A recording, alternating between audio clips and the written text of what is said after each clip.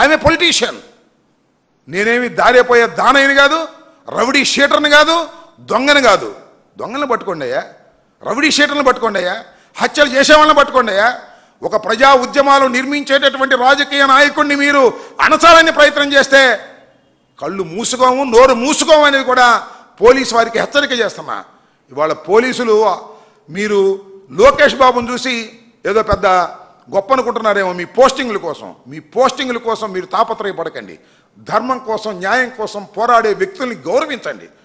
చట్ట వ్యతిరేకం ఉంటే కేసులు పెట్టుకోండి, మాకు అభ్యంతరం లేదు. నేను రోడ్డు అమ్మటే వెళ్తా ఉంటే బ్యారికేడ్లు అడ్డం పెట్టి నా మీద కేసు పెడతారండి. ఏమిటి అన్యాయం? ఈ అన్యాయాన్ని సహిస్తూ ఊరుకుంటాం అనుకున్నారా మేము? ఎన్నాళ్ళంది? ఇంకా 3.5 సంవత్సరాలు మాత్రమే. 3.5 సంవత్సరాల తర్వాత మళ్ళా వచ్చేది జగన్మోహన్ రెడ్డి గారి ప్రభుత్వమే. ఏమిటి అన్యాయం? ఏ ఉద్యమాలు చేయకూడదా? మెడికల్ కాలేజీ వ్యతిరేకంగా మాట్లాడకూడదా? మెమోరాండాలు ఇవ్వకూడదా? ఇది ప్రజాస్వామ్య పద్ధతి కాదా?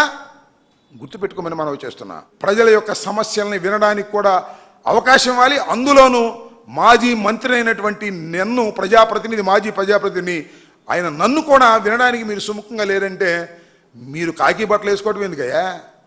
పచ్చ చొక్కాలు వేసుకోండి కింద నుంచి పైదాకా, మాకేం అభ్యంతరం లేదు. రోజులు ఎప్పుడు ఒకేలాగా ఉండవనే విషయాన్ని దయచేసి గుర్తుపెట్టుకోవాల్సిందిగా ఈ సందర్భంగా చెప్పదలుచుకున్నాను. మీరు నన్ను హెరాస్ చేయడానికి కుట్ర పన్నారు. 175 నియోజకవర్గాల్లో జరగంది ఒక్క గుంటూరులోనే ఎందుకు జరుగుతుంది? నా మీద మీరు టార్గెట్ చేశారు. చేసుకోండి, చూసుకుంటాను. దేనికైనా సిద్ధంగా ఉన్నానని కూడా మరొక్కసారి పునరుద్ఘాటిస్తున్నాను.